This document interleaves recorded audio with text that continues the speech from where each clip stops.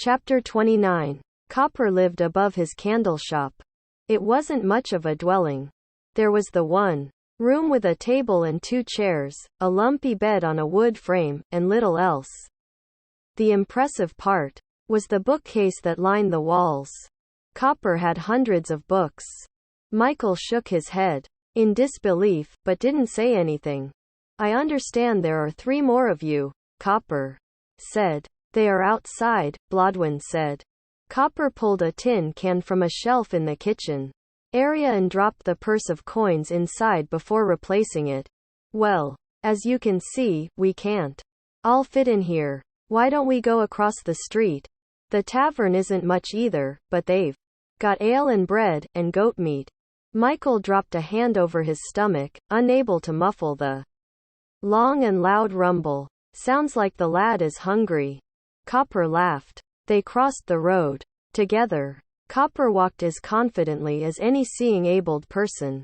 Michael surmised the man had memorized his surroundings. Maybe he counted off steps, or went based on smell, or sound, or a combination. It didn't matter how he did it, Michael was impressed. Blodwin waved over Quill, Anthony and Galatia, and introduced them to Copper. Lanterns lit the place. There were long dark wood tables with benches, and smoke filling the top few feet of headspace from the meat cooking on a spit over an open fire. Above was a square hole in the roof. Sunlight filtered in, and some of the smoke spilled out. The front counter was long, L-shaped, and low with barrels of ale stacked behind it. A lone man sat at one of the tables. His left leg jetted out in front of him. His pants had been torn, making room for a bandage wrapped from ankle to knee. A walking stick with a half-circle handle rested beside him. His hands were curled around a mug. His head was bowed slightly, but his eyes followed them. Mining accident, Copper said, as if he knew the man was inside the tavern, and as if he'd also known Michael was staring. Quill and Anthony yelled for ale. The 7 of them sat at the largest table. There's a stable around the corner. Perfect place for the horses, Quill said. Patton's place. It's exactly what I had in mind, Copper said. Don't fret about the details. I'll handle that. Patton's a good man. Loves his animals. Michael took some comfort in the fact he'd take them after they ate, see to it that they were properly fed and brushed. Anthony whistled. My goodness, he said. Michael noticed the woman. She wore a long black skirt, and white blouse barely contained more than ample breasts. Her soft brown hair was long, curly, and draped over her shoulders and down her back. Meat, bread and ale for everyone, Copper said. Before we do anything, I am going to want some time out back with the lady. Anthony laughed, and slapped his hand on the table. Don't be an animal, Quill said. I'm just saying, Anthony said.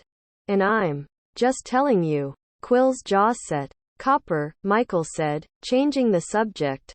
I'm curious about something. In your place, you had so many books. Copper's face lit up. His smile widened. His eyes still traveled across the room, wild as if he were being stalked and was in search of the source. My books. You want to know why a blind man like me has so many books?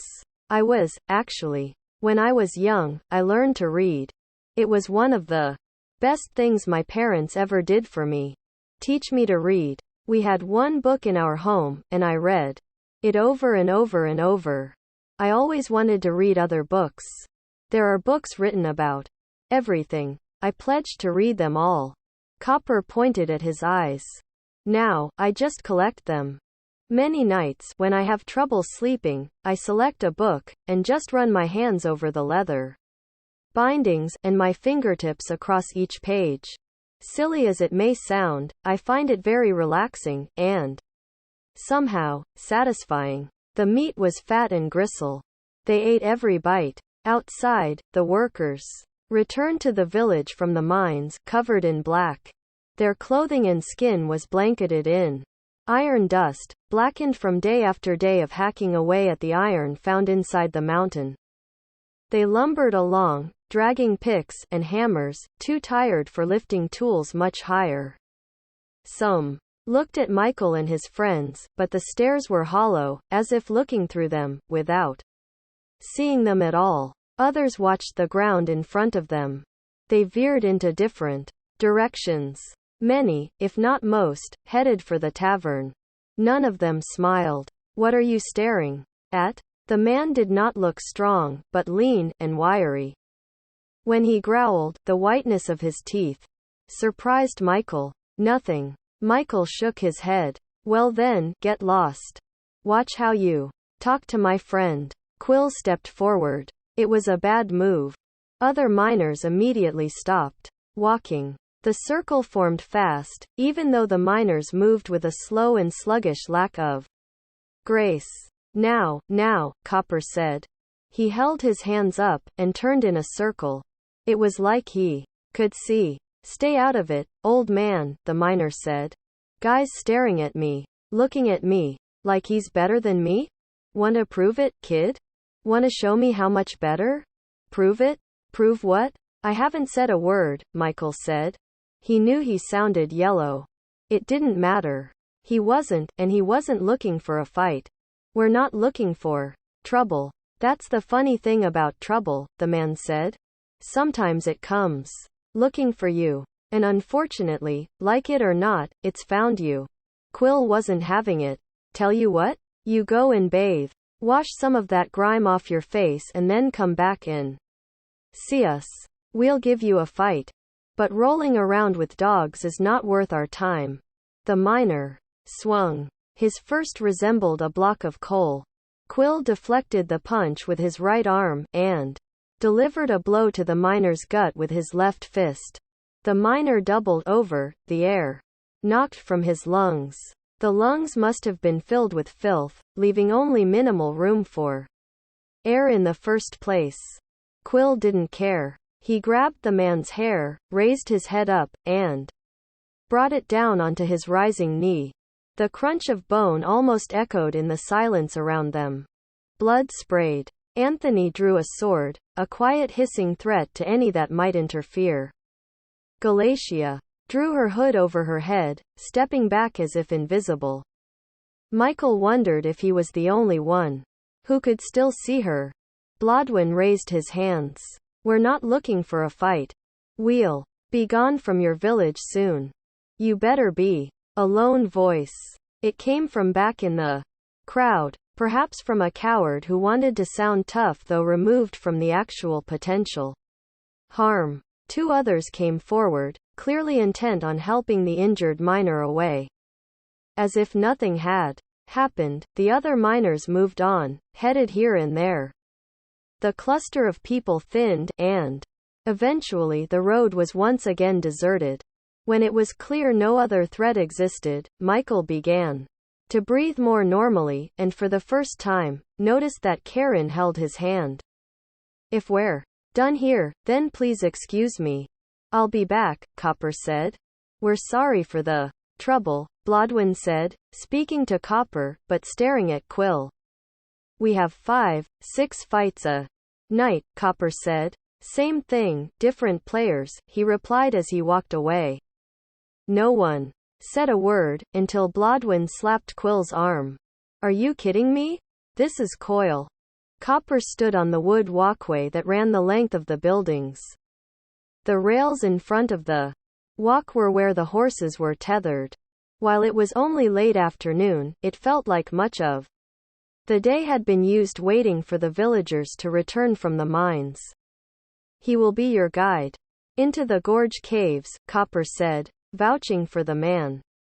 The man was big, bound with muscle. His hair was shaved close to his skull. His face, neck, and arms were covered in ink.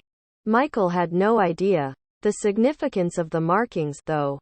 They seemed to represent something dark, perhaps from the man's past. He's a scary man, Karen said. Coil heard it, and looked her way. His upper lip quivered as he snarled. The scowl he wore on his face let everyone know he wasn't thrilled.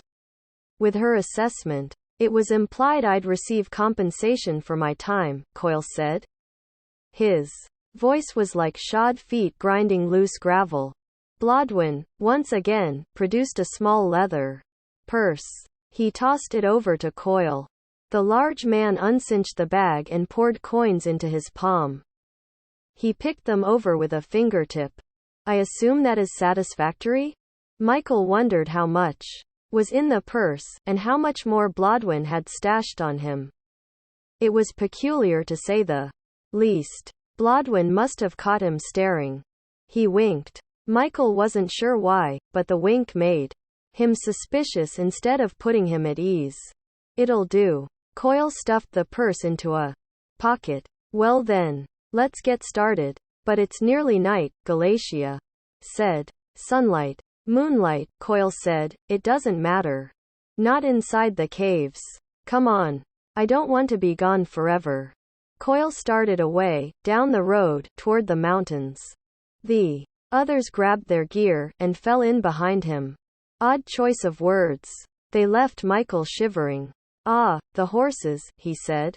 I'll get them. Quill looked back at Blodwin. Blodwin turned. Walked over to Michael. What? Michael said, wondering if this was what the two had been whispering about earlier. We can't take the horses, Michael. Blodwin spoke softly. His words were barely audible. Michael said, Copper is going to look after them until we return? Is that why you paid him in coins? It is. What? What aren't you telling me? Michael sensed more. He saw it in Blodwin's eyes. It could be some time before we come back this way, he said. Blodwin put a hand on Michael's shoulder. We may never come back here. Michael shook his head, confused.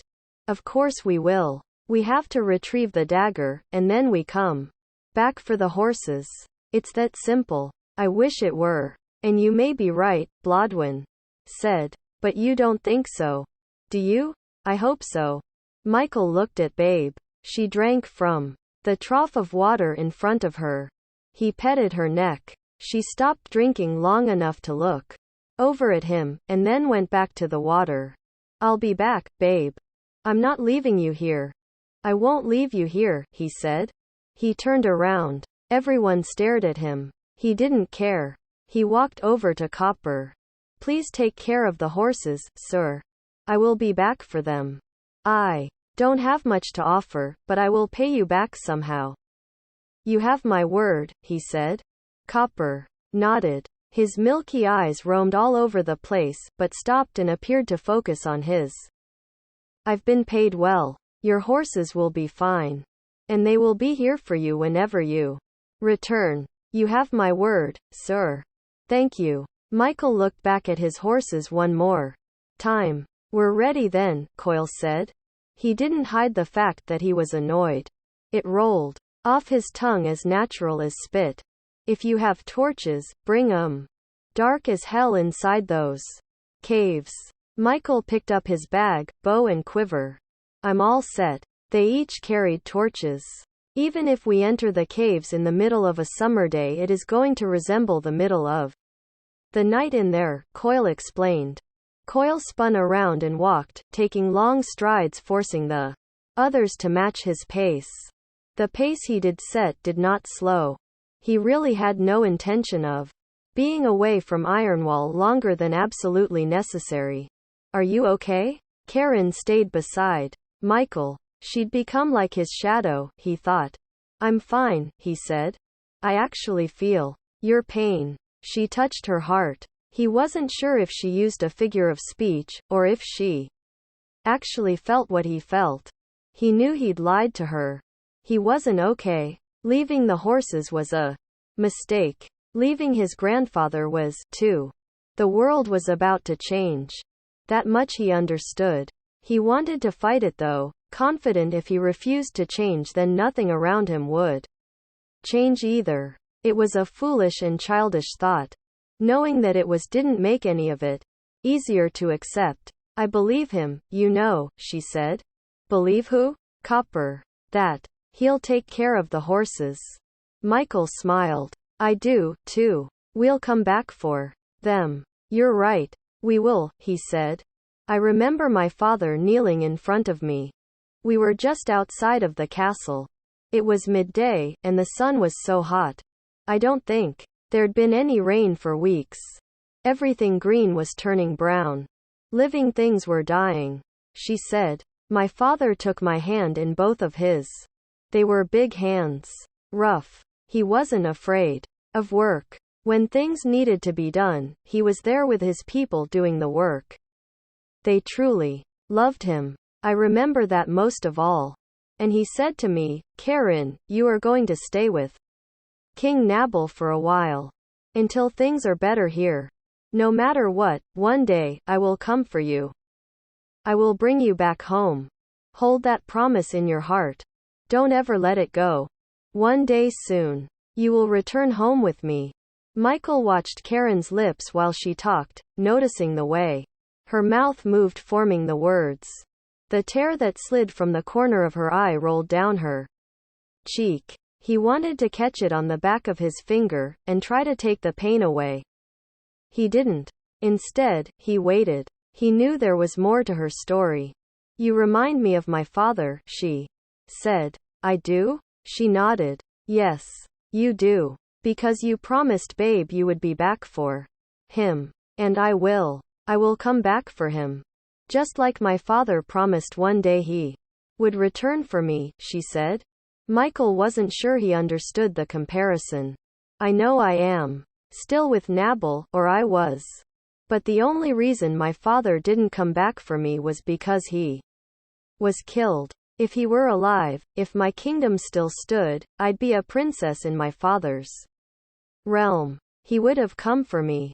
I never doubted his promise. Not once. Not even for a minute.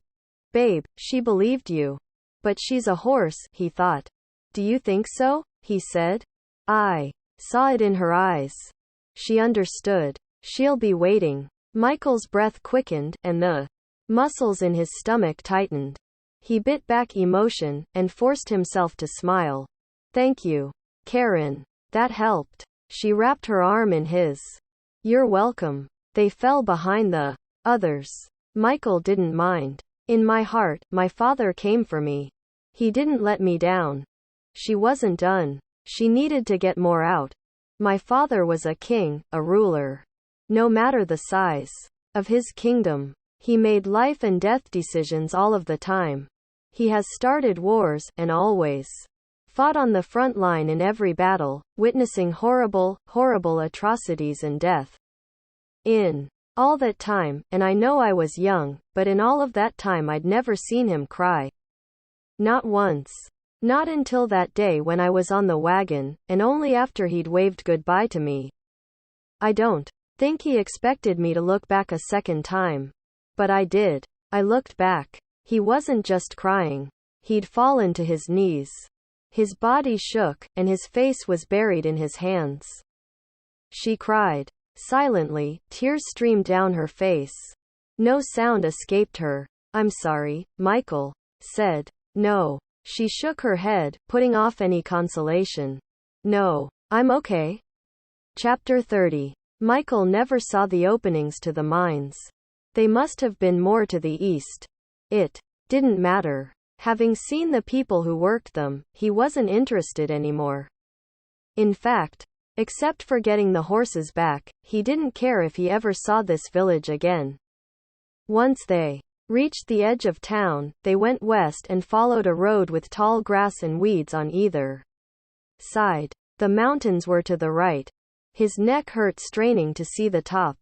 It was an impossible feat. The peaks were in the clouds. The snowy caps made it that much more difficult to differentiate. The temperature had dropped even more. The chill would only increase as night fell. The six of them walked on in silence. Only Quill appeared in any kind of hurry. Galatia and Blodwyn walked side by side, and ahead of them Quill and Anthony. Only Coyle walked alone. He didn't seem bothered by this, though. If Michael had to guess, their guide wasn't likely interested in small talk or companionship. When they walked more in a huddled group, Coyle started talking. He pointed to his right. There are a few entrances. Inside is a maze of tunnels. You think you can keep track of which way you're going, your rights, your lefts, but you can't. Something happens and you get turned around. People that know these caves better than I do have gone in, and I've never seen them again. That's what Copper said, Blodwyn said. So, what's your story? I mean, not for nothing, but you are the oddest gang of people I've ever seen together. We were walking and I was trying to piece it together. But I'll be honest with you. I got nothing. Coyle stopped walking. He'd turned and was addressing them face to face. Kind of a long story, Blodwyn said. He leaned on his staff. Although he wasn't breathing heavy, he looked tired. It's none of my business, right? That's what you're telling me without so many words? Coyle grunted, but was smiling. Sort of. We're looking for something, Galatia said. Michael loved the sound of her voice. It was lyrical. It was such a stark contrast to Coyle's. In the gorge? Coyle shook his head. You knew where it is? Deep. At the bottom. The guide laughed. He pressed palms to knees and bellowed. Something funny? Blodwyn said, sounding annoyed and a little protective of Galatia. Coyle took a moment regaining composure. When he was close, he attempted talking. It was interrupted by short bursts of scoffing. The bottom. That's what's funny. You look up. You see how high the zeniths go. Those are nearly unreachable summits, my friends. Unreachable. Up there, in the clouds, you have entirely different weather. Snow-blinding blizzards in the middle of summer. Blizzards. You've misunderstood, Galatia said, grace and calm her voice. We do not wish to climb to the top of Zenith. No. You want to go to the abyss below. The descent is nearly as treacherous and perhaps goes down twice as deep as it is tall, Coyle said. His smile now gone, his laugh extinguished. It's a suicide journey you're on. I assure you, it is nothing of the sort, Galatia said, her warm and diplomatic smile never faltering. You've been paid well. So I am not sure what the issue is. I was paid, lady. But it doesn't mean I have to like it, or the people I am guiding. Watch it, Blodwyn said, pointing the tip of his staff at Coyle. He raised both hands. It was a mockery. He wasn't afraid. I work part-time in those mines, and the rest of the time as an ironsmith. Your staff doesn't scare me, old man. Michael thought he should have been, but simply didn't know better. The only reason I am here is because of Copper, Coyle said, and wiped his palms on his pants. I wasn't paid to kill myself. You guys want to die in there, be my guest. Me? I'll have none of it. Blodwyn reached into his cloak. Everyone seemed familiar with the gesture.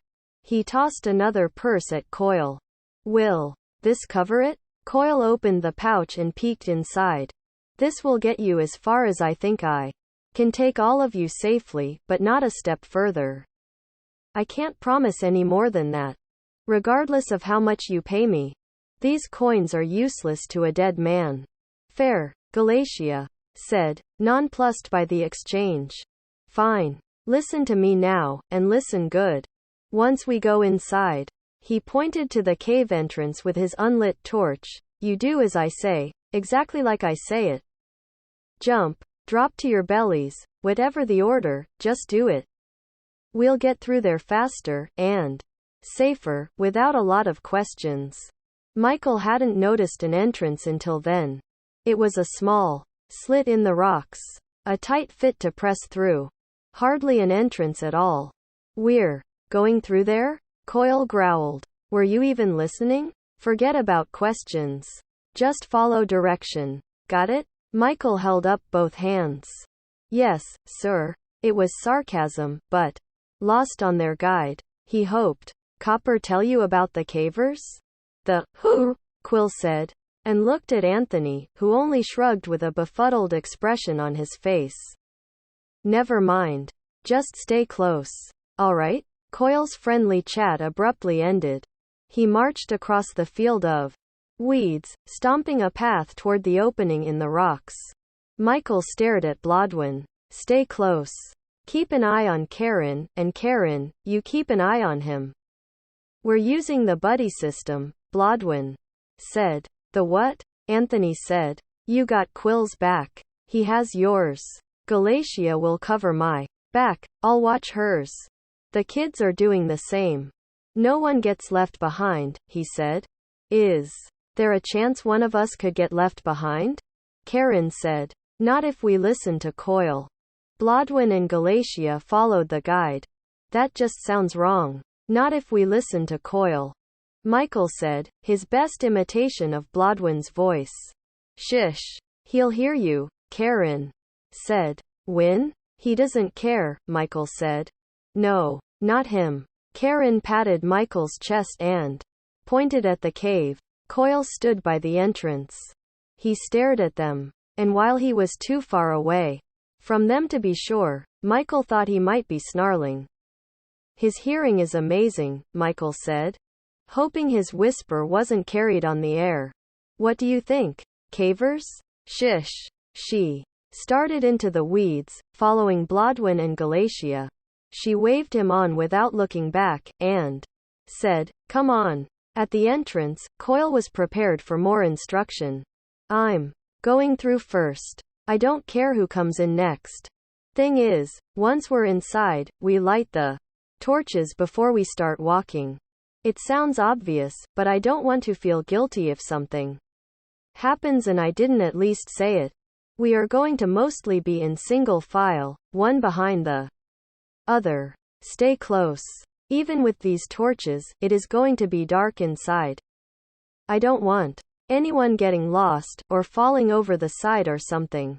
Fall over the side? Michael said. Foot placement is essential. We'll mostly be hugging our backs to the stone, Coyle said. Apparently, that was the end of his lecture because he turned sideways and pushed through the rocks. He was out of sight in moments. The others stood there, a little surprised.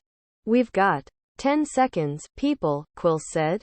He shrugged off his bag and held it in one hand, his bow and quiver in the other, and pushed through the rock. Anthony wasted no time, was right behind him. Michael wondered why they were in such a hurry. Had they really bought into the quest? It didn't matter if they did. He didn't trust them. Not at all. Go Karen, he said. She hesitated. Go, he said. He'd come too far. He was not going to be left back. As much as he wanted to stay behind. Karen kept her eyes on Michael as she made it through the crevice. You next, Blodwin said. Michael split his belongings into two hands and sucked in a deep breath, turning his head to the side. Cold rock pressed against his ears. He thought his skull was going to get stuck. Someone inside took the things from his hand, which made passage easier. He used his free hand and pushed on the rock, and was through. That was tight, he said. Coyle's torchlight cast his face in moving shadows. But you made it. Get your stuff together. Where? Moving. Hold it. Galatia appeared. Michael took her hand. Michael stood by the thin opening and waited for Blodwin. He reached in the darkness, blindly waved his arms around. They touched Blodwin's staff. He took it, transferred it to his other hand, then helped pull Blodwin the rest of the way. We ready? Coyle said. They all slung their gear over shoulders and onto their backs. Michael looked around as best he could. Everyone seemed set. Yes, he said. We're ready. Coyle grunted and turned away. It was dark where they stood, but with flames from so many torches, the inside of the cave was not as ominous as it could have been. The passage was much wider than Michael had been led to believe. The ground was dirt. There were dislodged boulders they could walk around. The sides of the cave leaned at odd angles. He felt like they were passing through the bowels of the mountain. The path sloped downward. They weren't only walking further into the mountain, they were going deeper. He heard Karen's teeth chatter. The air had bite. It grew colder with nearly every step. Coyle continually waved the torch left and right. There was a whoosh with each pass. Okay, he said. We have to crawl under this section. You don't have to get on your belly, but bend forward. Watch your head. Can't we go around that way? Anthony said. Coyle held the torch between them. Close. Michael thought he might have heard. Hair singe. What did I say about questions? I remember saying something about not asking them. Maybe I only thought it. No. I distinctly remember saying not to ask questions, and to just do as I say. You want to go around that way, meet us on the other side? Be my guest. Be my guest, and good luck to ya, Coyle said. He almost spat while he talked. Any spittle that sprayed from his mouth the flames ate. Anthony should consider himself lucky about that. Coyle dropped to hands and knees. He used all fours to get under the low opening in the rock, taking with him every shred of light. Michael and Karen locked hands, and lowered themselves onto their knees. You follow me, Michael said. The ground was cold to the touch. The darkness disturbed Michael profoundly. It pressed in, making him feel as though there was even less space, seemingly crushing his chest. His lungs burned. Were they running out of air? No, they couldn't be. There were cracks all over the mountain. Holes. Mines. Caves. There was air. It wasn't as if they were down deep. They'd only just entered the gorge caves. They hadn't been traveling long at all. Minutes. An hour. Maybe. Couldn't possibly be more. They were going down, not up. The air wouldn't thin from descending, would it? Could it? Maybe it could. His difficulty breathing increased. The sensation was bizarre, smothering. His clothing felt tight on his body. Constricting? Restrictive? He continued crawling, and ignored the heat in his cheeks. Beads of sweat covered his forehead, and dripped from his armpits. It was far too cold to sweat. That fact didn't prevent his body from reacting as it did. This was worse than climbing deep among the roots. Far worse. How long was this tunnel? He didn't think he could take it much longer. Sprayed from his mouth the flames ate. Anthony should consider himself lucky about that. Coyle dropped to hands and knees. He used all fours to get under the low opening in the rock, taking with him every shred of light. Michael and Karen locked hands, and lowered themselves onto their knees. You follow me, Michael said. The ground was cold to the touch. The darkness disturbed Michael profoundly. It pressed in, making him feel as though there was even less space, seemingly crushing his chest. His lungs burned. Were they running out of air?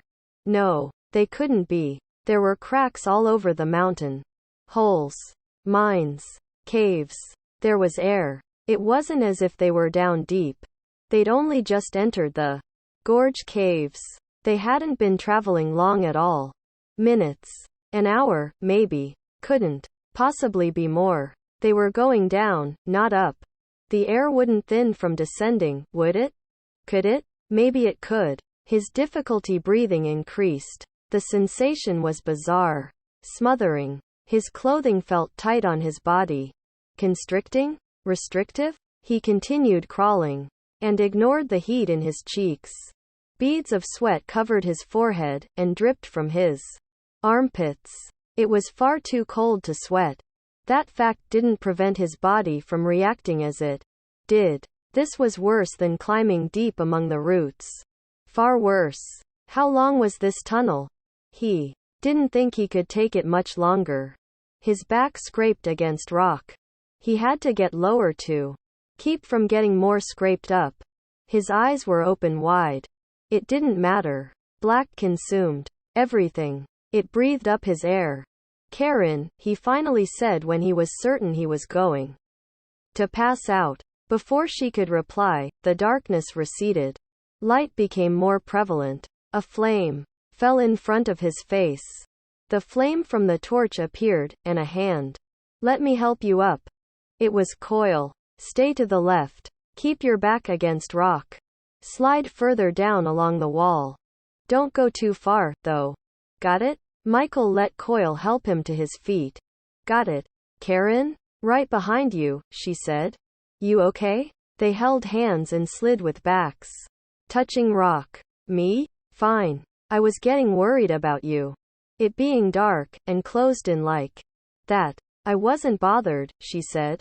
How far do we go? Didn't bother her. He couldn't understand that. It felt as if he'd been buried alive. We'll stop here, he said. His eyes were drawn to Coil's torch. It was a beacon in the belly of the mountain. He knew, as long as he could see that flame, he'd make it. He would be all right. Wait for the others to catch up. It wasn't long before they were all gathered together. Coil stood in front of them. He seemed apprehensive, looking left and right. He wrinkled his face up, and then let his jaw set. Michael worried that their guide was lost. It couldn't get much worse than that. If Coil was lost, they were doomed. Chapter 31. I know about you archers, Coil said. He had stopped scanning the area. He spoke, barely above a whisper. His voice echoed regardless. It bounced around the chamber in which they huddled, and then faded away. You know about us? Quill said, but it was Anthony that took a step forward. It looked like if Coil said the wrong thing about archers, Anthony was primed to fight. Blodwyn swung his staff, preventing further movement. Want everyone to think you're such badasses. You all took vows and served your king. You did his dirty business, stealing land and collecting taxes. Coil's expression showed his disgust. The flame in front of his nose conjured images of demons. You guys got fed up with the bureaucracy and politics disappeared. You left your posts and fled. Might be the king is the only one who can't make the connection that his own knights are living like squirrels and monkeys up in the trees. Like kids living in a fort their fathers built for them when they were 7.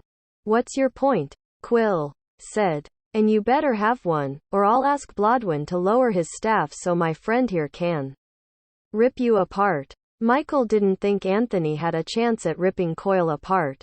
Coil was almost 2 heads taller, and his arms looked a lot like they'd been chiseled off Zenith. In his own training he learned size was not everything. However, looking at Coil, he would be remiss to not at least reconsider. The threat sounded good though. It might make Coil think. He doubted it, but hoped just the same. The people that live under this mountain, the cavers? Karen offered. Coil nodded. Aye. The cavers. They're not like us, he said. We can fight, and we still might, but it would be different. Different? How? Blodwyn said. I hit one of these guys, it's just to shut them up, make a point. Coil pointed at Quill and Anthony. Cavers hit us, where might never get up. It's been said they've never ventured out from below, have never seen the sun, or moon. And they're crazy, barbaric, and violent. They're as territorial as hornets. And you've encountered them? Anthony asked. More a challenge than it was a question. Coil blinked slowly. His lips were dry. The fire seemed to have taken what little moisture there was. His skin was red, and not only from the heat of the flame. I've never seen them, but that doesn't make it a lie.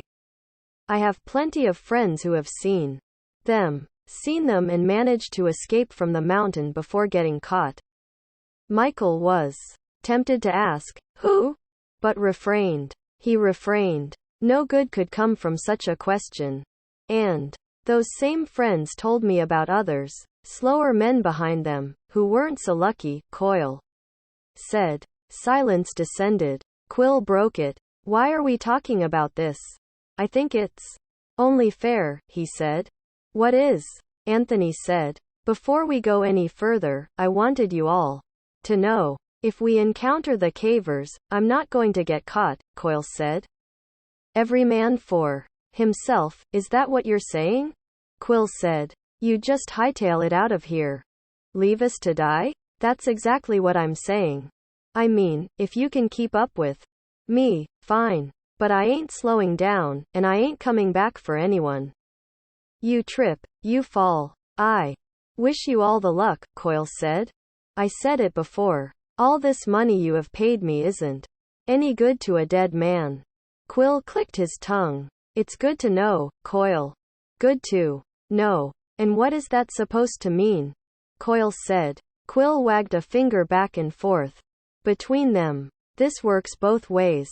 I guess, may the gods help you if you're injured, or trapped, or caught by cavers. Good guide like you, seems like a waste to just let you die. Coyle squared off. He dug his feet into the ground. I've got no problem with that. Quill matched the moves.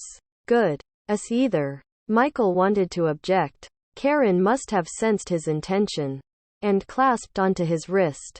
He looked over at her. She shook her head. No. Then what are we doing, just standing around? Let's keep going, Coyle said. Let's, Quill said. He followed the burly man. Remember the things we talked about, Michael. You are a natural. And you are not alone, Galatia said. A natural. A wizard. He just needed to concentrate. Being deep inside a mountain, he knew concentration would not come easily. He could barely focus on breathing normally. Oh yeah, Coyle called back. The snakes down here, they're poisonous. Don't get bit. There ain't no antivenom. And the bats, they all have rabies. Great. Michael said. That's great. Hey, at least he didn't say anything about spiders. Karen thought she was being helpful. She wasn't. He rubbed the spot where he'd been bitten. He might have been healed, but the skin was scarred, raised. He hadn't been thinking of spiders. He subconsciously scratched the place where he had been bitten. Now he was. Old man? Coyle said. Come up here. Let me see your cane. Cane? Blodwin said. I believe he's talking to me. They watched Blodwin move forward until he stood right behind Coyle. There was ground here before, Coyle said. Was? It erodes. Time chips away at everything. The temperatures fluctuate in here. Sometimes it's as cold as winter during the summer, he said. Like now? Blodwin said. Coyle smiled. This is nothing. At other times it is a furnace. Regardless the season. The heat, it comes from below. How far down? I've no idea. Coyle said. Why are you here? Why does anyone come here if it's so dangerous? Crumbling ground. Bizarre weather, venomous snakes, rabid bats. Doesn't make sense, does it? Came Blodwin's reply. Coyle ignored him. Let me see the cane. It's a staff. Like I care, Coyle said. Hand it over. Blodwin watched as Coyle knelt at the edge and stretched the staff across. Doesn't reach. What's this, about 5.5 feet long? 6. Exactly, Blodwin said. We have us an 8-foot gap, Coyle remarked, stood up and handed over the staff. Okay everyone, back up. Go on. Back up. One at a time. We're going to get a little bit of a running start and then, wait, what? Anthony said. It's not that far. We're going to have to jump across, Coyle said. We're jumping from here, to there? Anthony said. 8 feet. Easy peasy, Coyle said. Michael looked at Blodwin. What do you think? Nothing to think about, Coyle said. We either leap across, or turn back. Only way to go down, is to go forward. I saw other tunnels. We walked by many, Galatia said. Place is a maze. I know this way. Those other tunnels, who knows where they lead? You want to wander around lost, at risk, be my guest. You don't want to jump, don't. I have no problem going back. I've been paid. Coins are mine. Choice is yours. You all want to talk about it? Talk about it. But don't take long. Because no answer is the same as telling me we're going back. Coyle smiled. It didn't express happiness, rather his smug cockiness. Michael walked up to the edge. Hold the light still. I want to see how far down the drop is. Can't see it, Coyle said. He dropped to his belly. He held the torch below them. See that? Nothing. Blacker than my lungs, that's for sure. He laughed. Michael didn't find that funny. He kicked loose a small rock. Hold it steady, he said as he dropped the stone. Everyone seemed to hold their breath, listening. It must have hit bottom, Michael said after a few moments. We just missed it. I didn't hear a thing, Quill said. It's not that far, Coyle said. I don't see anyone really struggling to make it. Maybe the old man with the walking stick. You want to head back, old man? Michael grit his teeth. He pushed himself chest to chest with Coyle. You need to show some respect. Oh yeah, Coyle said. Quill dropped a hand on Michael's shoulder. Easy, killer. Coyle laughed. Where is he? Win? Michael said. Over here. Blodwin said. Michael waved his torch around. Blodwin stood safely on the opposite side. He smiled and ran his tongue over the corner of his teeth. Looks harder than it is, he said. Anthony shook his head, laughing. Well, I'll be. Without warning, Anthony ran forward, past Michael and Coyle. He leapt in the air. He cleared the gap easily. Blodwin stepped aside so over the two wouldn't collide. Galatia, Michael said, as if unsure how to proceed. I can do this, she said. She lifted the length of her dress into her hands, ran and jumped across. She landed in a crouch. Anthony and Blodwin helped her to her feet. She brushed the dirt and crushed rock off her clothing. It wasn't that bad. It wasn't that bad, but she almost hadn't made it, Michael thought. Quill? After you, nephew, he said. Michael shook his head. You first. Then Karen. I'll go last. Quill looked at each of them, sighed and nodded. With barely a running start he jumped and landed on the other side smoothly. He makes it look easy. They all did, Karen said. You nervous? She swallowed. No. Well, maybe a little. Michael walked her up to the end of the ledge. He held the torch. I will stand right here. Keep the path lit so you see right where you are going. Do like Coyle said. Get back some, and run all out. Won't even be like jumping. You think? You've got this, he said. She backed up several feet. Michael saw the nervousness in her posture. Count down for me? 3, 2, 1. Go, he said. Karen ran for the edge of the lip. Michael saw her hesitate, anxious. He knew at that moment she wasn't going to make it. She was in the air. The pause just before she jumped stole her momentum. Reaching out with an arm, he tried to catch onto her arm. He couldn't reach her in time. Michael dropped the torch. It landed by his feet. He reached for Karen with both arms. Halfway across she plummeted, screaming, Michael. Chapter 32. Karen. Michael's voice echoed. It bounced off the rock walls. Karen had disappeared into the abyss below. Michael reached down for her, his mind saw him catching her, holding her. A sudden pressure crashed inside his head. He dropped to his knees. Inside his mind, he held her tight. Oh man, Anthony said over and over. I have her, Michael panted. He remembered using magic in the forest, how he couldn't control his power and killed a man, frying him. I have her. Boy, what in the world are you talking about? Coyle said. Galatia moved forward and stood at the edge on her side of the path. Don't let go, Karen shouted from below. She's alive? Coyle sounded perplexed, excited, but perplexed. How is she alive? What is going on? Michael couldn't answer the guide. He kept his focus on Karen. How do I bring her up? Lift her, Galatia said. How? With your mind, she said. Concentrate. See her rising. See her floating back up to us. I don't know how to do that. You can. See her floating up. Don't let go, she said. I won't let go, he said. I'm not letting go, Karen. I've got you. With eyes closed, he saw Karen in his arms. Saw him lifting her higher and higher. I don't believe this, Coyle said. A little higher, Quill said. He was on his belly, reaching over the edge. We can see her. Grab onto his legs, Blodwyn said. A little higher, Michael, Galatia said. We've almost got her, Karen cried, sobbing. A little more. Reach for my hand, Quill said. I won't let go. Michael didn't dare open his eyes.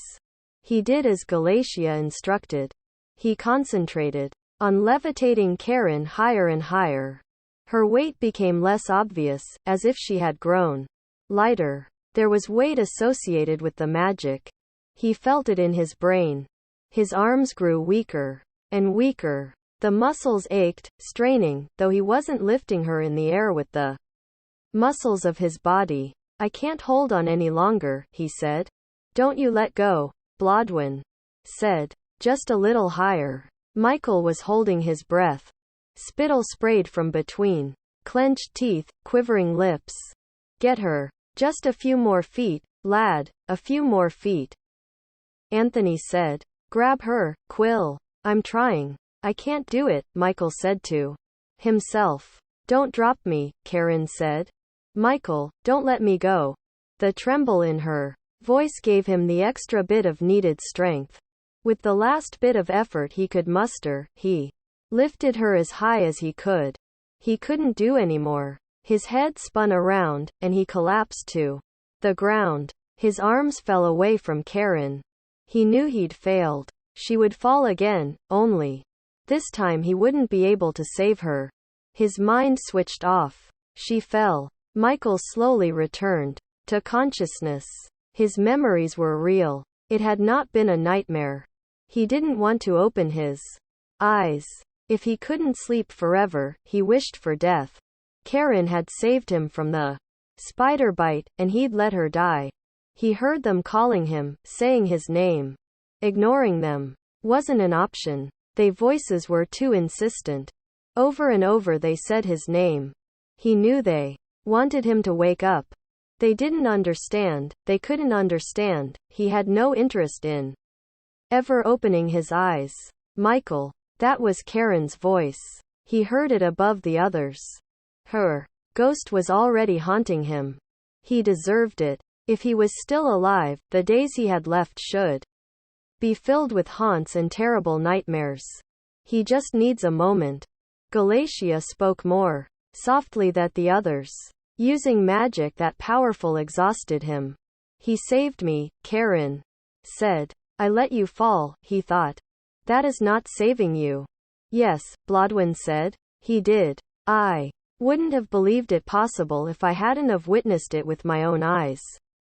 Who was Blodwyn talking to? Will he be all right? Karen said. His strength will return in a moment or two, Galatia said.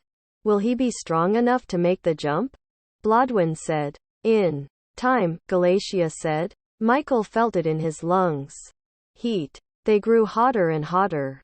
Pressure filled his mouth. He felt it press against the roof of his mouth, and up into his nose. Mostly it closed in on his chest. Although he never wondered what swallowing fire was like, he felt that he now knew. And then his eyes and mouth opened wide. He shot up into a sitting position.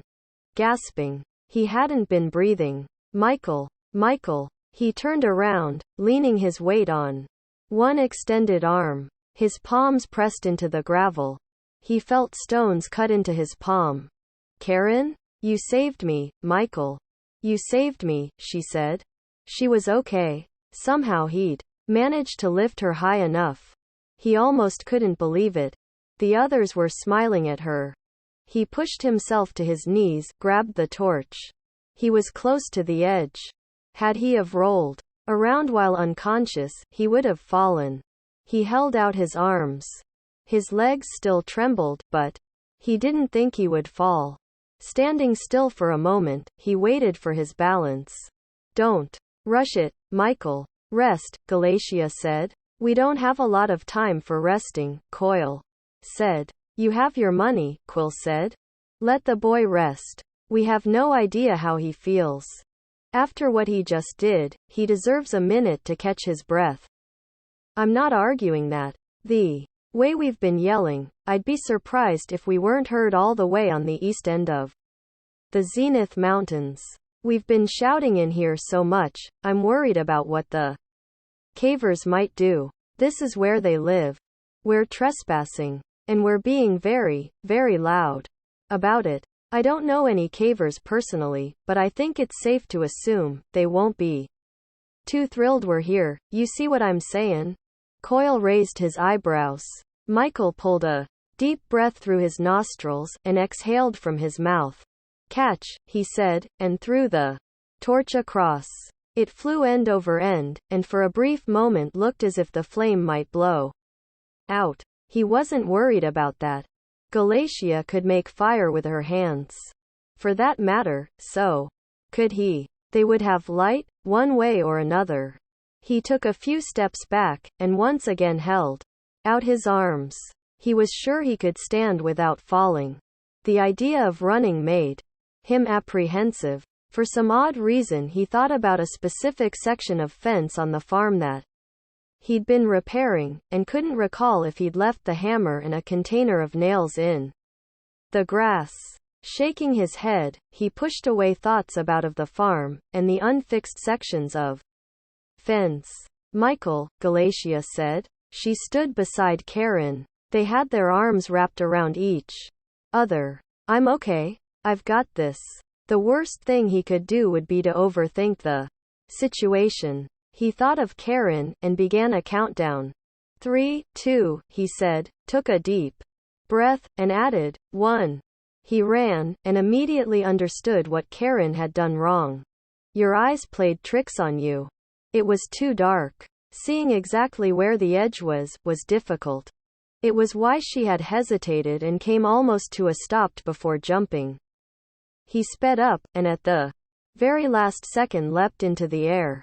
He stared only at the faces waiting for him across the chasm. In his heart, he knew he'd make it to the other side. In his head, his arms pinwheeled in. His legs flailed as he fell. His arc across the gap ended, and his feet crashed to the other side. He exhaled, panting. There. That wasn't so bad. Karen released Galatia and hugged Michael quickly, before pulling away.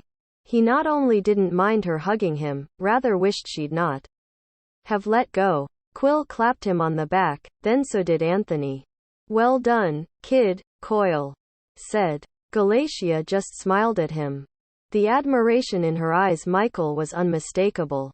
That troubled him. For some reason she stared at him as if he were something special. Like she knew some huge wonderful secret about everything but was keeping the news to herself. She couldn't be further from the truth. Could she not see that he'd almost let Karen die? If the circus show is about done, can we move on? Coyle said. He did not wait for a reply. With the torch back in his hands, he began walking. Stay close to the wall on the right, now. The right. Go too far to the left, and all of this jumping was for nothing. Understand? Blodwin winked at Michael. Nice save. I don't know how I did it, Michael said. Does it matter? Michael thought it might. Nice jump, too. I know how much you hate heights, Blodwin said. In the darkness I couldn't see how far the fall might have been. We could be hundreds of feet from the bottom. Michael grinned. We could be. But that's far different than being in a treetop looking down. Now that's crazy. Hey, Quill said. No offense, Michael said. Really? Coyle returned. No one followed me? No one. Blodwin said. Lead on. We're right behind you. Coyle shook his head, but walked away. You know what? He mumbled, talking to himself. I don't care anymore. I don't care. And I saw magic. Magic. I never thought I'd live to see something like that.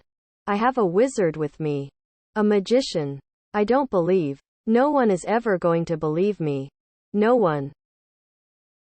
Chapter 33. Michael kept an eye out for snakes, and listened for hissing, rattling, or anything out of the ordinary. If anything sprung at him, he worried he might be too tired to react. He wasn't sure who he thought he was kidding. There wasn't enough light. Anything could hide in the crevices, around corners, and get the drop on them. A snake. A caver. He yawned. Cold air filled his lungs. He saw his breath in front of him. It plumed before disappearing. A dragon. A troll. He never thought magic and sorcery existed, or that he was a wizard. Why couldn't other things from nursery rhymes and bedtime stories be real, too? Doing all right? Blodwin asked. Hanging in there. Michael shrugged. He kept his thoughts to himself. If he started talking about dragons, they'd laugh at him. He wasn't sure he could handle that right now. I do have a question for you, though. You mind? Blodwin arched an eyebrow, and stared at him curiously while twirling the ends of his mustache in his fingertips. Shoot. Where'd you get all of the coins? Michael kept flexing his fingers. He didn't think it did anything, but hoped it increased his circulation. The more time that passed, the stronger he felt. He still needed to sleep, but knew he was recovering just fine from having used magic. The deeper they went, the more the temperature dropped. What coins? He knew exactly what Michael was referring to. Michael wasn't sure why Blodwin was being evasive. The pouches you're carrying. The ones filled with enough coins that anybody we've run into is happy to do whatever you ask. Those coins. Michael waited for a response while they walked. Galatia had warned him that using magic would deplete his stores of energy. He'd experienced it when in the cicade forest, and had thought that had been bad. It didn't compare to what he now felt after catching and raising Karen. Win? Yes. Are you going to answer me? I've been saving up for a rainy day, you might say, he said. I think this qualifies. It wasn't an answer. It revealed nothing at all. Being on the verge of war, you mean? A potential war qualifies as a rainy day, exactly, he said. And, aside from training me to fight for the last 10 years and 5, what work have you done? I don't think grandfather's been paying you. I wouldn't take money from your grandfather. Blodwin said. Michael knew Blodwin never took money from his grandfather. It was the only potential source of income he could think of, though. You wouldn't? I wouldn't. I didn't. He said. You think my life revolves around spending time training you? I see you just about every day. I can't really recall a day when I haven't seen you, Michael said. You're not going to tell me, are you? Not right now. No, he said. Michael said. How far beneath the surface do you think we are? He looked upward. We've been at descending quickly. It might be easier to judge if we had more light. With how cold it is down here. I'm worried we might freeze if don't find this dagger quickly and head back. Spending the night could be dangerous. I just wish we had more light. Michael loathed the idea of spending the night. He'd hate to remain this far underground for any extended period of time.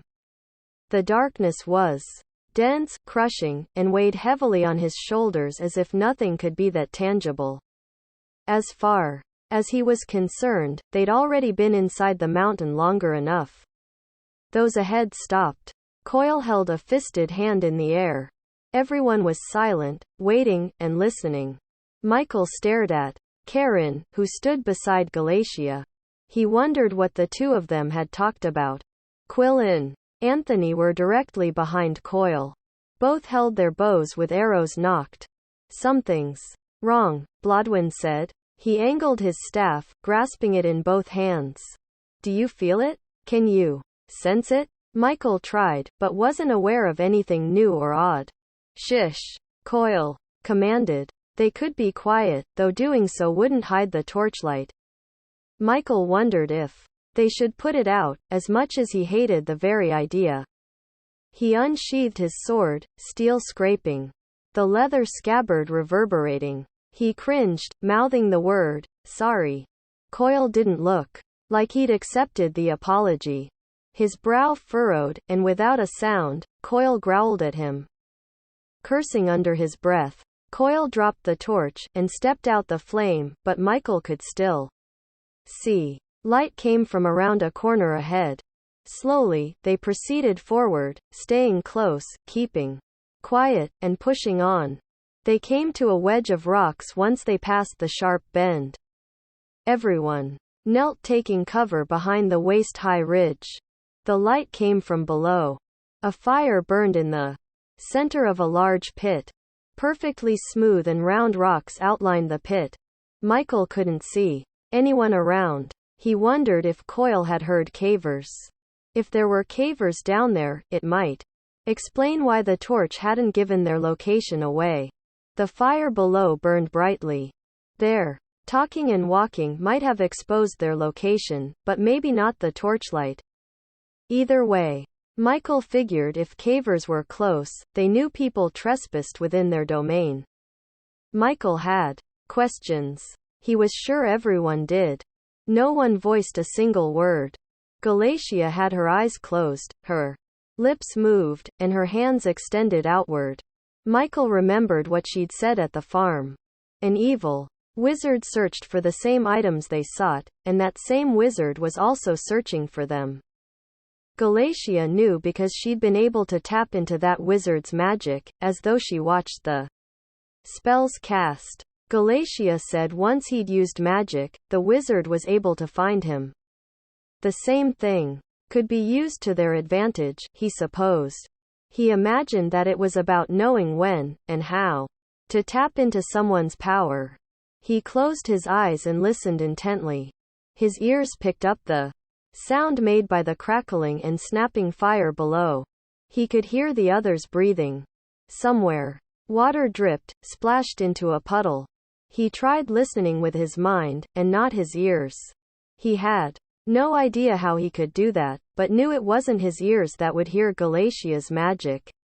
He just knew it. He squeezed his eyes more tightly shut. He was tempted to cover his ears with his palms. Doing that would look odd though, and he didn't want to draw attention to himself. Her voice filled his head. It wasn't as complicated as he'd worried. He was able to drown out exterior sounds, block them from his ears. Colors filled his mind. He saw swirls of blue and purple. There was red and orange. Strands of mist inside his head moved from side to side, and rose up and down. The colors glowed brightly, the iridescent, brilliant. The colors came from Galatia. It was her magic he was seeing.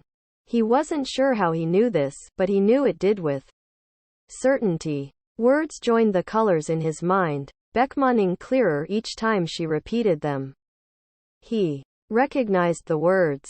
They were the same she had used in the saccade. She was summoning the red orb.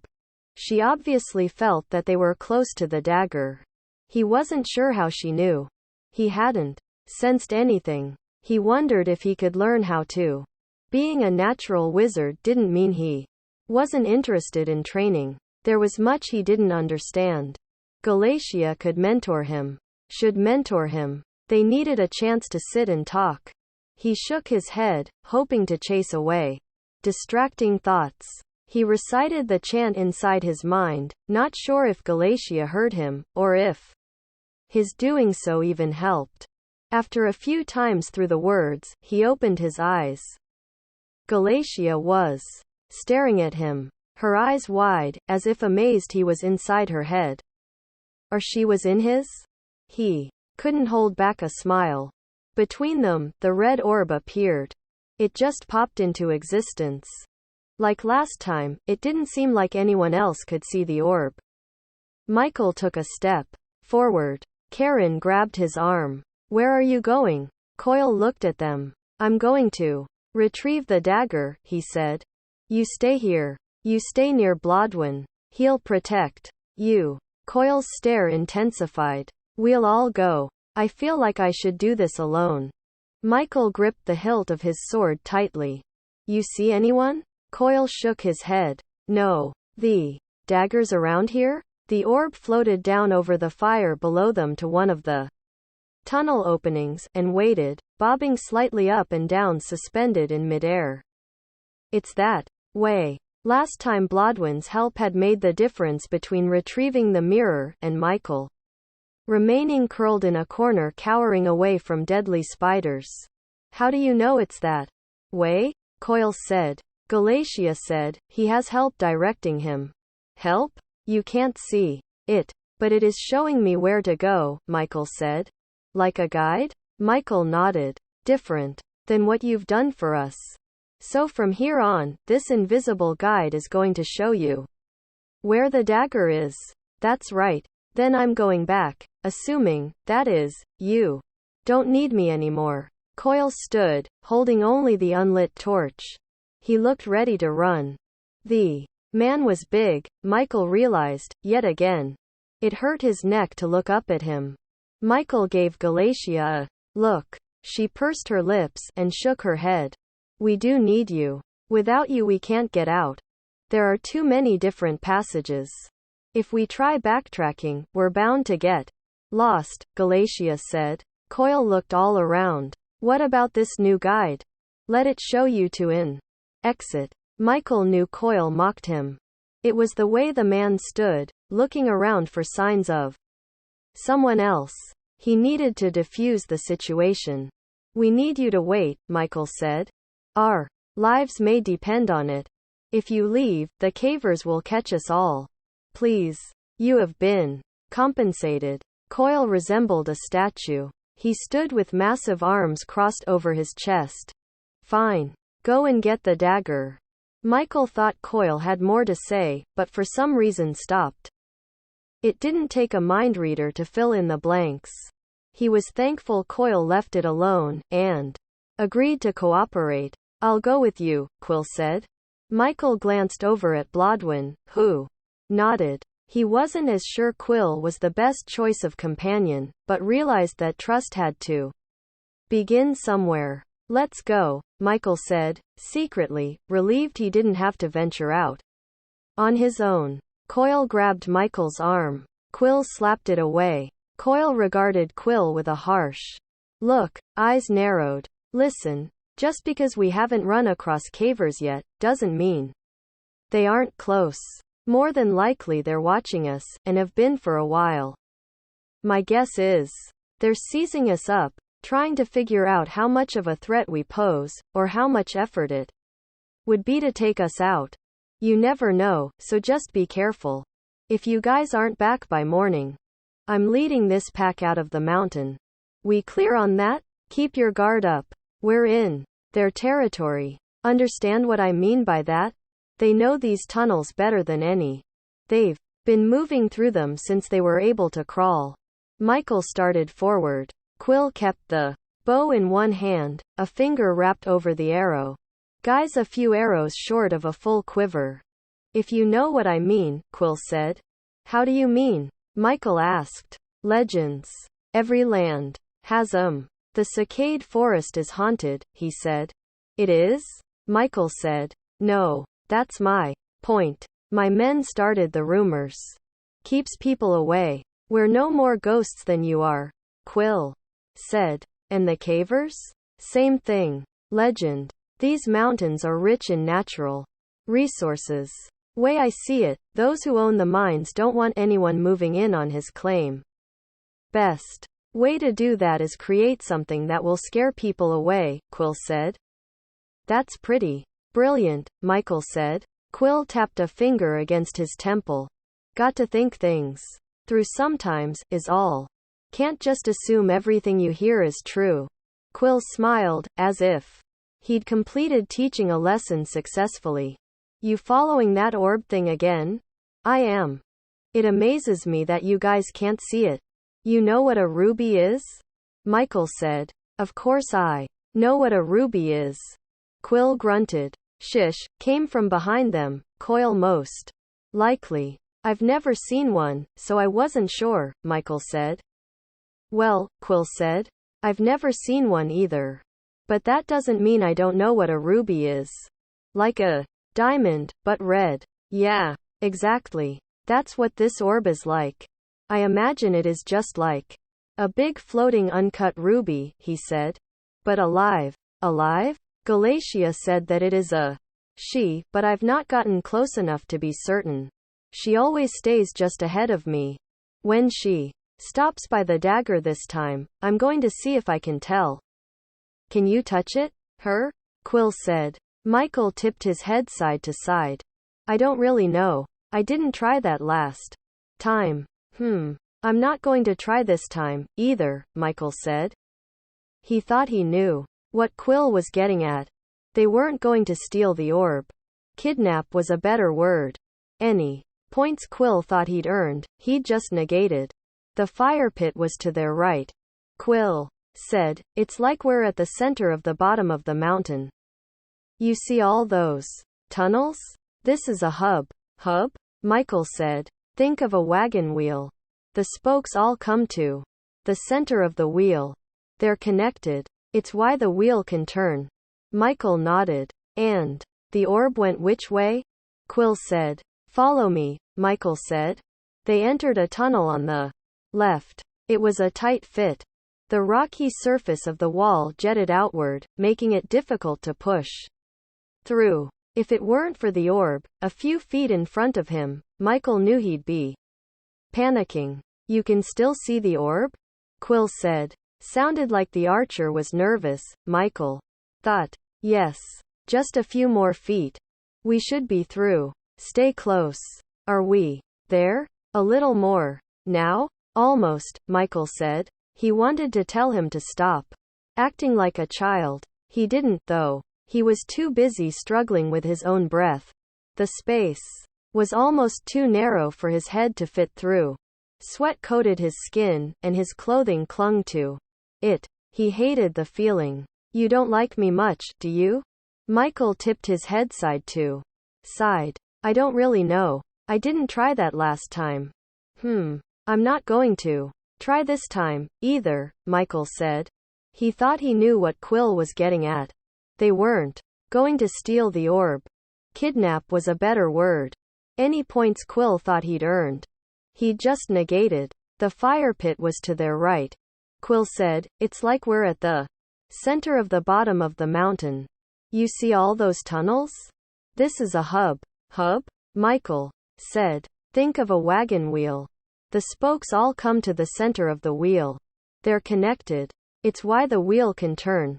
Michael nodded. And the orb went which way? Quill said. Follow me, Michael said. They entered a tunnel on the left. It was a tight fit. The rocky surface of the wall jetted outward, making it difficult to push through. If it weren't for the orb a few feet in front of him, Michael knew he'd be panicking. You can still see the orb? Quill said. Sounded like the archer was nervous, Michael thought. Yes. Just a few more feet. We should be through. Stay close.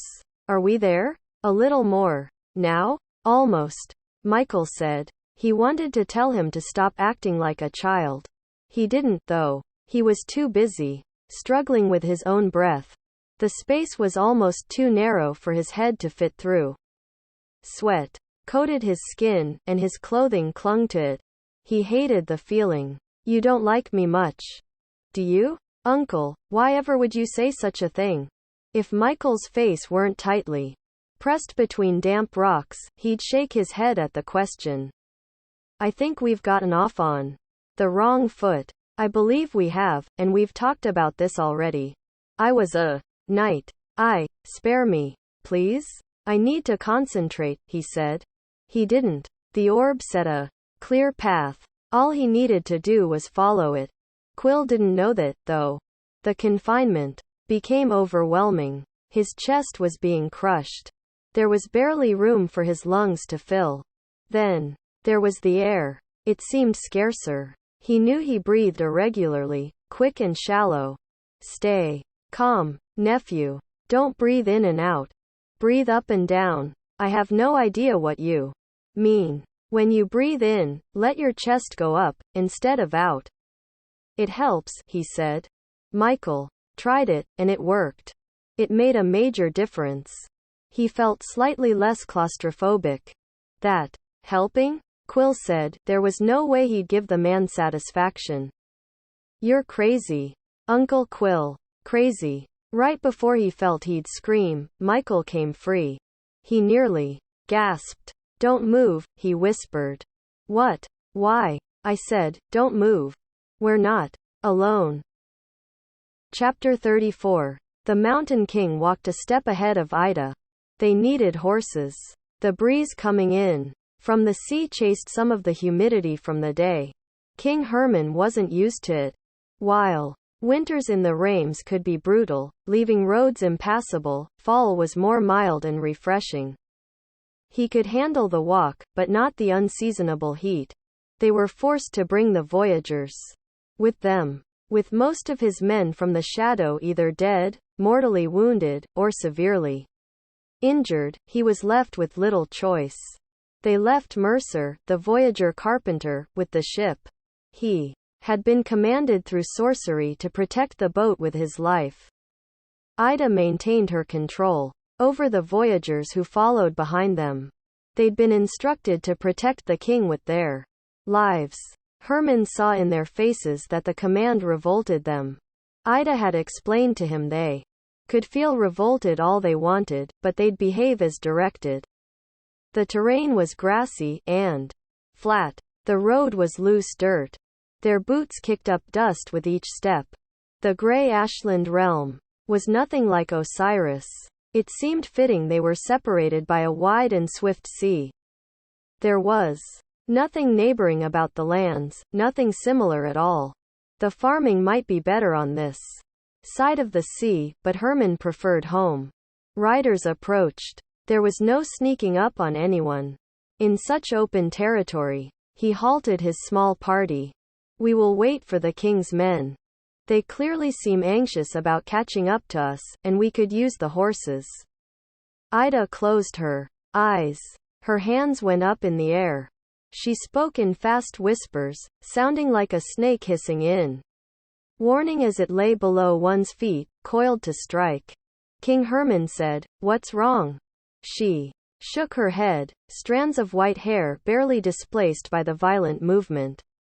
Magic is in play. The woman, or the boy? He said. Both. I can read her power so clearly. It's almost as if she doesn't know how to guard herself, or cloak her magic. The colors dance like distinct strings inside my mind. Each thread glows bright and crisp. They twist, knot, and vibrate, Ida described. She spoke keeping her eyes closed, and hands up in concentration. Herman was thankful, seeing that he could barely disguise his disgust. Could it be that she'd grown uglier since the beginning of the journey? Her odor even more ripe. Sweat from walking dried into her clothing, and billowed like smoke fanned from a fire. Breathing through his mouth somewhat masked the smell, but doing so left the rank taste on his tongue. He could not deny the envy he felt. He wished he could close his eyes and see the magnificent colors Ida described. He wanted to feel when others used magic around him. And the boy? She pursed her lips together tightly, lowering her head in further concentration. When she looked up at him, her eyes were open, but narrowed like knife slits through bloodless flesh. The boy is hard to read. I know he is using magic. I sense it, but I am unable to see anything more. No colors, no definition. Is he purposely hiding his power? I can't say. He's strong then? It appeared like. She stopped herself from answering too quickly. There was a pause, as she chose her next words. Carefully. She said each one slow and deliberate. He is strong. Herman wondered if she feared the boy's power, and perhaps her position in his realm, knowing his goal was to amass all of the magic in the old empire. Who sat on his right was not necessarily chiseled in stone. And are they at the forest? Beyond it, she said. King Herman punched air. Where, Ida? Where have they gone? We crossed that horrid sea to find them. I can only lock on a location when magic is used. If they don't use magic, then I can only tell you where they've been. They are north, within the heart of the mountains. The cicade forest was shy on the horizon. They would reach the haunted woods before twilight. Ghosts didn't scare him. It was time that spirits learned to fear him. Beyond, he saw a hint of Zenith's snowy peaks. Without horses it would be days before they could close the distance between them. Docking so far south at the cove, they undershot the location. If he knew how long they'd be in the belly of the cave, or even he would have come with horses if he'd be warned about traveling north before they left. Ida, I want you to find out where they are going next, he said. I don't want to know where they are. I want to know where they will be. I can only find them when they use their magic, Your Highness, she said. The slur against his royalty seeped between clenched teeth. Stay inside the woman wizard's mind. Find a corner inside her brain and hide there, an undetected cockroach. In the darkness, he said. The riders were close enough to count 6 horses. Nabal's banners flapping as they rode. I cannot make promises. There is no way of telling if such magic will work. Keep it, he said. Now was not the time for games or power struggles. He needed compliance on all fronts.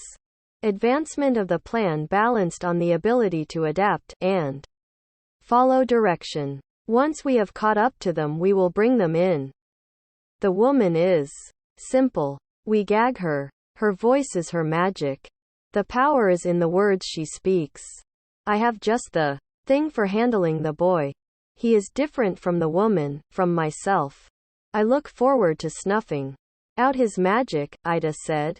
There will be no snuffing out his magic. I want him unharmed. As I warned you before, he is the most unpredictable in all of this.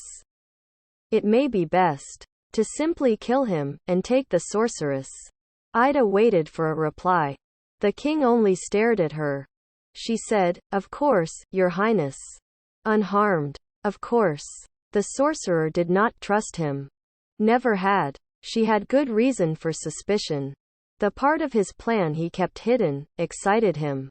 Although he closed his mind around the concept, he knew if he allowed himself the luxury of fully thinking it through, she might detect it. He needed her as an ally, not an enemy. Once we deal with the riders, I want you to do nothing but work on entering her mind. You have but one task. Figure out where the wizards are going next. Do you hear me? We must get ahead of them, anticipate where they are headed. Chasing after their tail like geese behind their mother is unacceptable. Do not fail me in this request. Ready your weapons, the Mountain King commanded. The handful of enchanted voyagers grunted, and groaned, wanting nothing else but to disobey, but took up their weapons, and flanked the king. Their growls might be meant for him, but the approaching knights wouldn't notice the difference. Herman stood front and center, watching Nabal's knights arrive. The horses' hooves kicked up loose dirt as they almost skidded to a stop. The knights were shadowed by the swirling cloud, keeping their mounts still as they waited for it to settle. We are knights of Grey Ashland. I am Sir Lanster, and speak on behalf of King Nabal. Is the ship docked in the cove yours? It is, King Herman said. And the men on it are under your command? They are, now. And what business do you have in King Nabal's domain? Your timing is impeccable. I find it marvelous that you've reached us in time. The Mountain King grinned. His heartbeat increased with anticipation. It reminded him of dinner time. When he was young, after he'd spent the day in his chamber, punished and prevented from breaking fast in the morning and afternoon. Famished, he'd sit at the table across from his father. Wordless, he'd scarf down marinated meat like a ravenous wolf, and even eat all of his vegetables without complaint or criticism. Sir Lanster cocked his head to one side. In time for what? Herman noticed Lanster didn't make eye contact with him, but instead focused his attention on Ida. The knight feared her. He could see it in the man's eyes. He kept his temper in check. Let them worry about her, and underestimate him. That was fine by the king. We are in need of both your services, and your horses. King Herman scrubbed his hands together, as if waiting for the meal to be served. No, the ghosts inside the cicade did not scare him in the least. He was going to become emperor over all of the land, every living soul, and haunting spirits. The time was close. He felt it as sure as he felt his tongue running over the front of his teeth. Chapter 35. We're not alone? Quill said. What part of shish don't you get? Michael stood in an open rocked chamber. The red orb bounced above, rotating. It's nothing. I just thought I sensed someone. I'm stuck. Michael reached back into the crevice, latched onto Quill's hand, and then tugged. Again. I'm trying, Michael said. He pressed a foot against the rocks and pulled, leaning backward. Quill came free. Michael fell back onto his rump, and grunted. Quill landed on top of him. Well, this is awkward. You forget. You can see. I feel blind as a bat in here, he said. Bats can fly around just fine in the dark. I think they'd be offended if they heard you compare yourself to their species. To Michael's eyes, the room was cast in a red glow. It was not a large area, but nearly round. Perfectly round. In fact, as if the walls had been sculpted. There were 3 other crevices. Each must lead somewhere. He wasn't at all curious as to where. Where are we headed next? Quill asked. Michael described the room. There is another opening directly across from where we just came. And then 2 at opposite ends opposite each other. Like points on a compass? He said. More perfectly aligned than you might imagine. The walls are smooth, round. So is the ceiling and floor, Michael said. But you sensed someone? He asked. He stood with his arms stretched in front of him, stepping slowly toward a wall. He pressed his palms against the rock. His eyes were opened wide, as if that might help him see. I sensed something, not necessarily. Someone, Michael said. It's hard to explain. Your mother was never really forthcoming about her abilities, either. Your dad wasn't too happy with what she could do. I don't blame him. She is a good lady, your mother. Her being what she is, though, kind of put everyone in jeopardy. The decree never expired. Folks be just as happy to turn in your mother as a sorcerer now, as they would have been hundreds of years ago, Quill said. Michael felt slighted. This Archer, his uncle, knew more about his parents than he did. It wasn't right. It lit a small fire inside him. He knew he shouldn't hold it against Quill. It wasn't as though it was his fault. But that didn't stop him from feeling jealous. The dagger must be in this room, somewhere. Michael changed the subject abruptly. What do you see? Quill said. He made his way around the room. His hands slid up and down on the wall. You're so right about these walls. This isn't natural. Rocks don't rise from the ground this way. Rise from the ground? Michael wanted to ignore his uncle's nonsensical talk. He said such odd things, though. The mountains weren't always here. They grew, over time. Just like trees, but over a greater span of time. Quill said. That is the most absurd thing I've ever heard. Do you even listen to yourself when you talk? Mountains don't grow. They're rock. Not a living thing. A tree is alive, Michael said. Part of him suspected his uncle was just busting his chops on purpose, trying to goad him. And he had. You're right. Rocks aren't alive. Our world is, though. Below the ground we stand on is a power more fearful than any thunderstorm, more dangerous than a blizzard, more relentless than a blazing fire, Quill said. Below us? We're pretty far down, Quill, he said. We're not far beneath the surface. I'm talking about deep, deep down, beyond even where the miners mine. They don't even come close, and they've got tunnels going as deep as A mile into the earth, Quill said. He had walked completely around the room, stopping at the crevice he started at. When the world is angry, the ground shakes. Sometimes liquid fire shoots from mountaintops. And when these things happen, more and more rocks form. Michael stood in the center of the room. Kids must love you, Quill. Your stories are very entertaining. You might not have noticed, but I am no longer a child. Now, please, stay quiet while I search for the dagger. And you're sure it is in this small room? The orb has not left. Michael looked up at it, at her. Is it here? Are you asking me? Quill said. No, I'm not. Michael talked with his mind. Is it here? Can you point me to it? The orb gyrated faster, in a less concise manner. It wobbled, as if tilting left and right. It was a round orb. There was no way Michael could tell if it tilted, and yet he knew it had. The orb dropped low, and hovered an inch above the ground. Michael got down on his knees. He brushed rock dust around. There's a circular indentation in the ground. It's about as wide and as long as my hand. But I can't get my fingers in the edges. Quill shuffled forward. Am I close? Follow my voice. Now. Kneel down, Michael said. As he knelt down, his uncle held his arms out and patted Michael on the top of his head, slid his dirty palms over his face, and tapped him on the shoulder. Michael pushed his hands away. You can stop. It's me. Quill snickered. Here, let me use my knife to see if I can pry this open.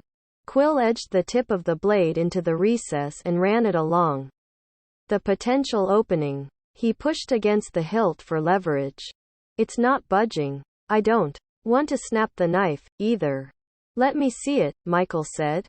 He held the blade up, and then slammed the hilt into the center of the circle.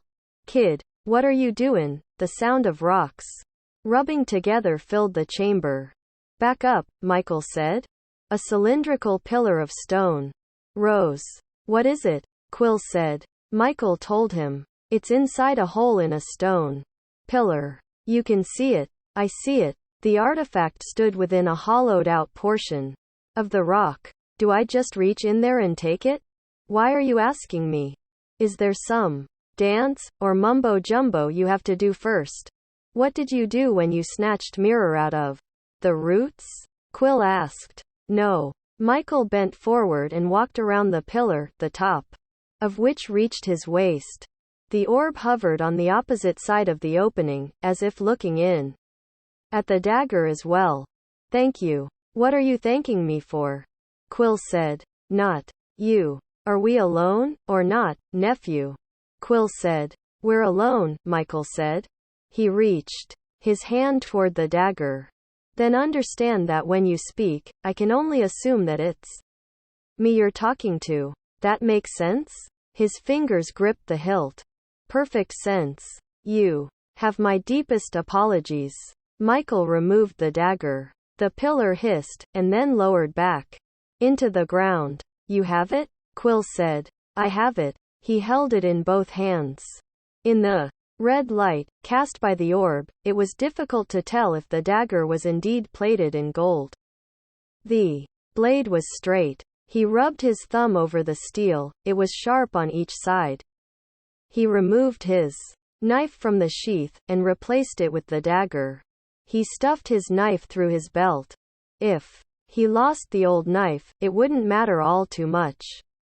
He couldn't risk losing the talisman. Good. Then let's get out of here. Michael didn't need to be prodded.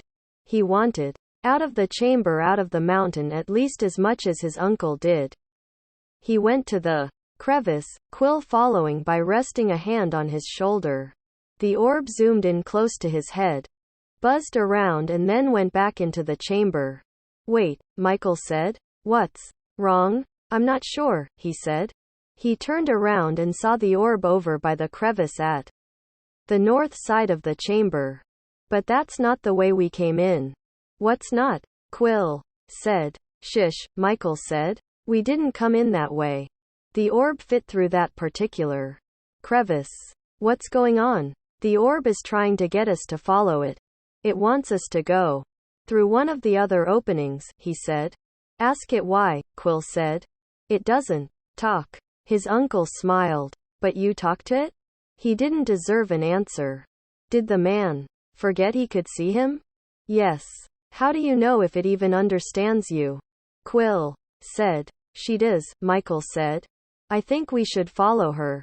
And I think we should go back the way we came. There are people waiting for us. If we're gone much longer, they're going to start worrying. The words were thoughtful. The tone of voice used was purely sarcastic. Michael looked from Quill to the orb, and back. He wanted to get back to the others. The idea of going deeper into the caves unnerved him. The orb could be leading him to a pit of snakes, although he didn't think so. You go back. I want to see where she's leading me. It could be important. Quill set his hands against the wall and walked the room. He clapped a hand on Michael's face, the shoulder, and chest. Stop that. Michael slapped his hand away. I'm coming with you, Quill said.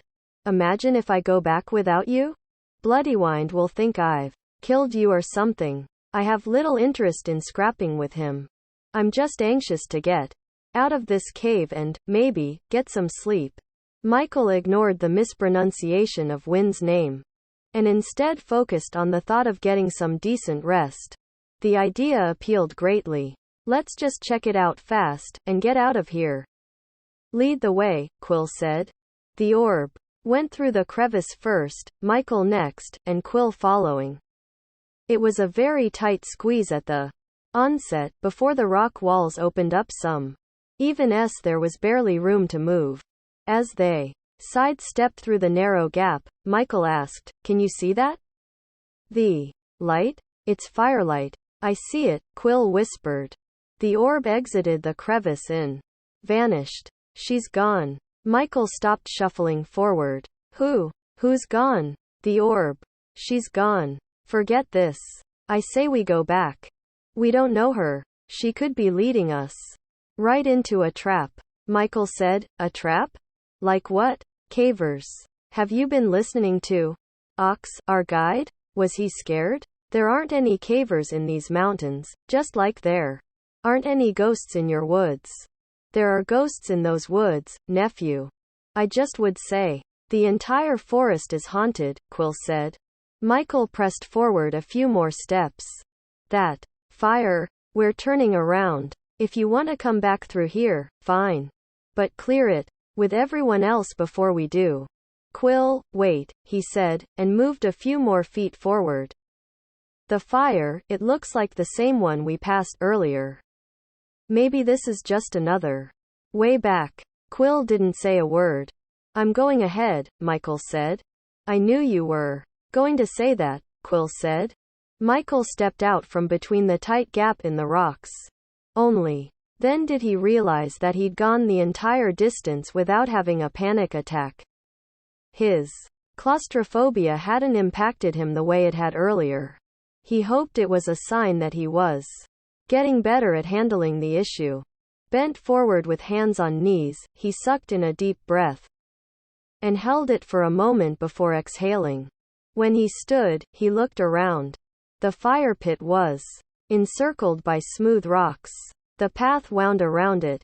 Above looked like the place where his friends waited. I think this is the same fire. Quill emerged. He blinked several times and rubbed his eyes with both hands. Looks like it. But, if it is the same place, then where is everyone? They were up there, Michael said. We got turned around, kid. This can't be the same fire. There were 4 doors back in that round room, right? Maybe there is a fire at the other end of each of them. Remember, this is like a hub. That room, that was the very, very center. So why did the orb lead us this way? And then someone screamed.